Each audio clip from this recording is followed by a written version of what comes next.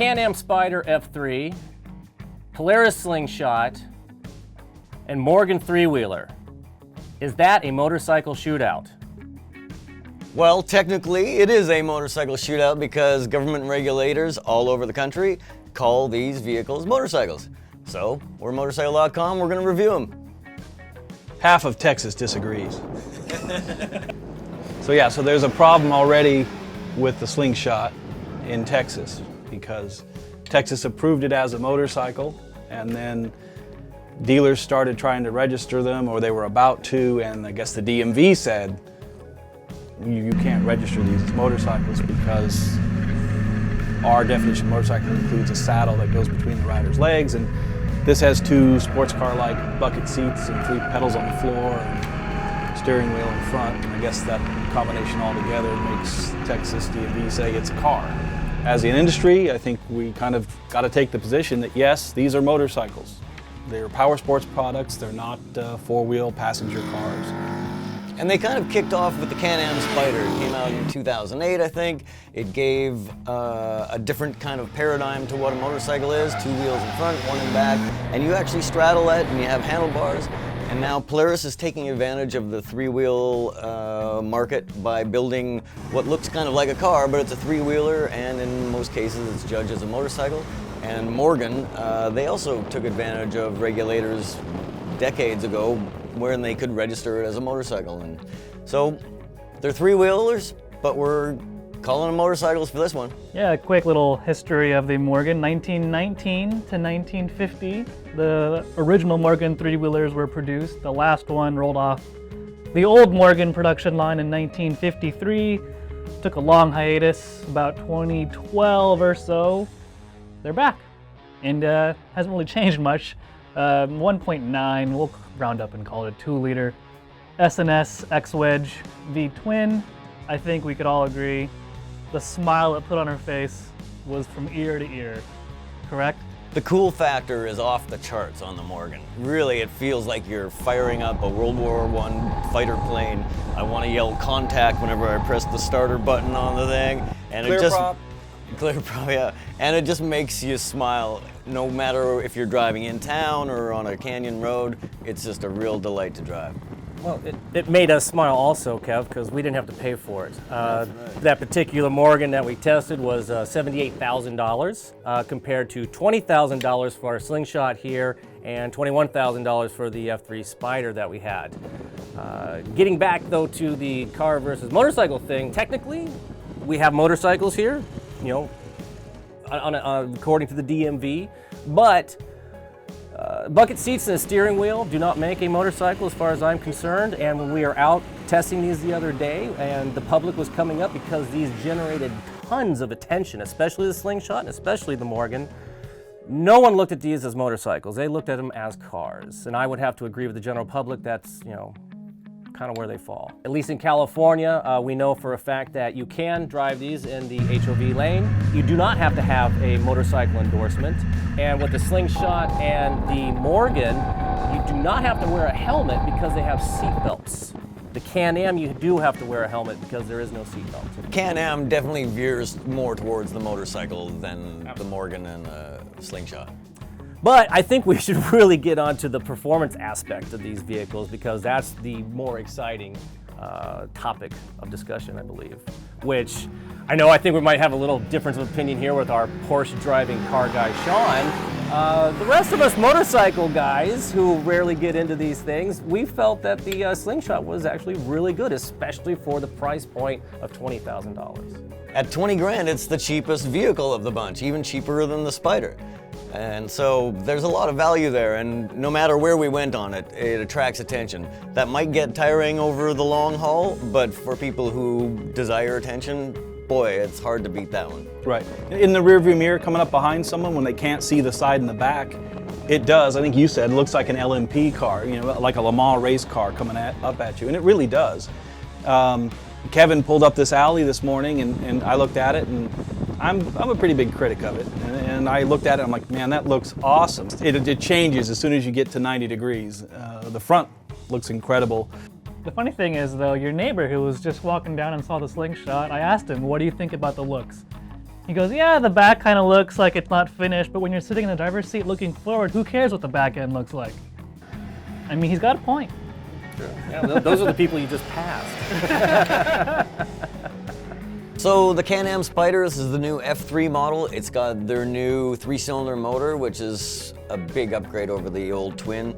It's a 1330cc liquid-cooled motor. And with the Spyder being the lightest vehicle here, it has the best power-to-weight ratio. The Morgan three-wheeler is powered by the 1980cc V-twin S&S motor. Air-cooled, yeah, and it's positioned right up front, probably the best positioning for an air-cooled engine ever. All right, well, the Slingshot's a little different. Slingshot's powered by a 2.4, 2.38 liter GM Ecotech motor. It's a car engine. Fairly lightweight aluminum block motor. Makes great torque, 166 foot-pounds at 4,700 RPM, 173 horsepower, 6,200 RPM. Now those aren't dyno numbers, those are crankshaft numbers. You got to figure 15% driveline loss for all of these. Transmission-wise, I did think we should mention that the Morgan and the Polaris are your kind of standard shift 5-speed pattern. The Can-Am, on the other hand, is going to be your motorcycle, hand clutch with a foot shifter, or you can do the SE5 transmission, which gives you the push-button apparatus up here, which is actually really cool. The Slingshot's got a rotary shifter. The Morgan's, the tranny's from a Mazda Miata, and it is one of the best gearboxes ever put in a motorcycle. It's really nice on that. Yeah, the Morgan's not worth $80,000, but it's definitely worth more. Not $80,000, but it does everything right. Troy got sick of hearing it coming down off the mountain as we wedged ourselves into that Morgan. And I just kept saying, as the shift knob flew off into his lap, I kept praising. It does everything right. It does it at a low limit. What'd you say, 0.74 Gs on the skid pad? That's deliberate, of course, for chassis safety. Morgan puts nice suspension geometry in the car. The steering feels awesome. The transmission feels awesome. It's a very rewarding car to drive, even fairly hard. But the limits are low because they deliberately don't put sticky tires on it to keep it from upending itself. But it has no bad habits. It's very honest, fun car to drive. A little tight fit for me, but what isn't? It's a tight fit for us. Yeah. For the purists out there too, I think they're going to like the Morgan because it's technology free. There's no ABS, there's no traction control. It's manual brakes, manual steering, and for the enthusiasts out there, it's like you're saying, Sean, at a lower threshold, super fun to drive. Yeah, I think the Spyder was more like a sailboat. So it leans to the outside and turns. You're sitting on top of it. You're holding the tiller and maybe the main sheet line in one hand. It's kind of a neat, very different. It's not like driving a car, and it's not like riding a motorcycle. And the closest thing I can think of is like a racing sailboat, except that racing sailboats don't have electronics that jump in all of a sudden and start locking the outside front tire. There are three things that stood out to me with the F3. First, this is the best looking Can-Am Spyder ever. I think they did a really good job with the styling of it. The power to weight ratio, I think in some kind of a straight line drag race, it's going to leave the more car-like vehicles behind. And then the third thing, when we're going around the canyons, when we're having fun in the Morgan, even at its low limits, the Can-Am, the stability control, even though the limits are looser than the first ones, it still jumps in way before you want to. And there was a couple corners where I'm just plowing through the corner and then all of a sudden the brakes get clamped on, which surprised me. And unless you learn how to ride within its limits, it can be frustrating to try to go quickly on it. I think for a lot of people who are interested in buying a Spyder, I think the threshold for the stability control is still going to be fun for them. You can still definitely have fun on it. But for somebody who's has some experience with high performance driving or riding, it'll get frustrating trying to charge a corner. That's the worst part, is when you try and get into a corner, you start steering the wheels, the stability control senses it's pushing, and then it wants to put on the brakes and slow you down, which is really intrusive. Even though bang for the buck wise nothing can touch the Slingshot, it's got the torque and the power, and it's got the tires and the cup holders. Yeah, it doesn't have that feel. And I suspect, going from shifter cart setup and road race car setup and stuff like that, that we've got something of a caster issue, a lack of camber. It's probably got quite a bit of toe in. These are tuning things that are done to the cars in particular on racetracks to make them steer less. So if you got a lack of rear grip, you take grip out of the front. You do that by taking caster out of it. You do it by taking camber out of it. You do that by adding toe in like a street car so that it doesn't grip so hard mid-corner. Unfortunately, it's done to such an extent to keep this car safe, compensating for that single rear tire, that they've taken so much caster out of it that it has basically no self-centering in steering. You can drive it down the road, go like that, the steering wheel let off, and the car will just make an arc to the left. Talking about dynamics and going fast, Tom and I think we're talking about this the other day. With the Morgan, I think we all agree, the Morgan is a lot of fun even going slow.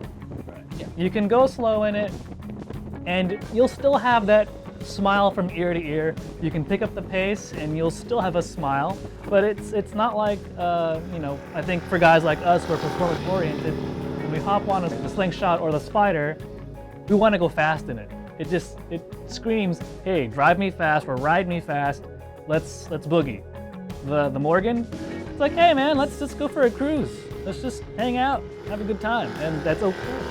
But when you start to experience the limits of the Slingshot and the Spyder, all four of us got a little bit...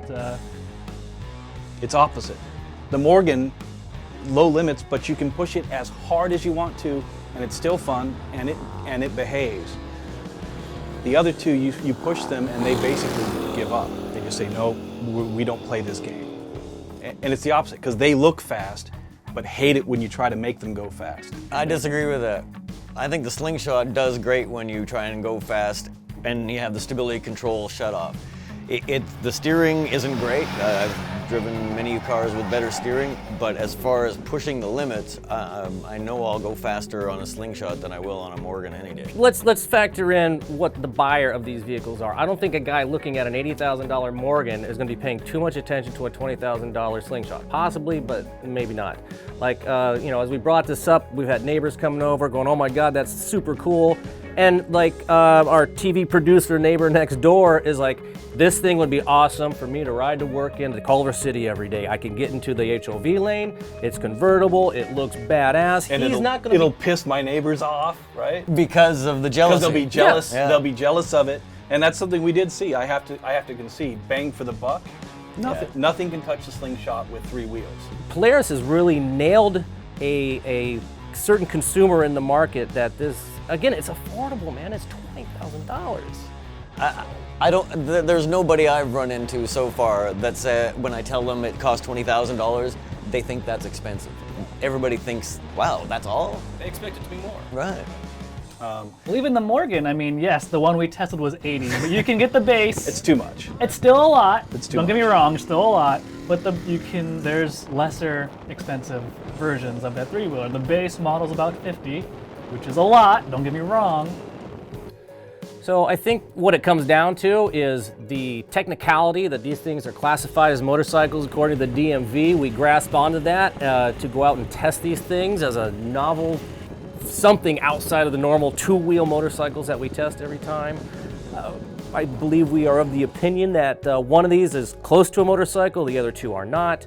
But that shouldn't, sway anybody from not going out and checking out a Polaris or a Morgan if you can afford it, because all three of them are actually really cool vehicles.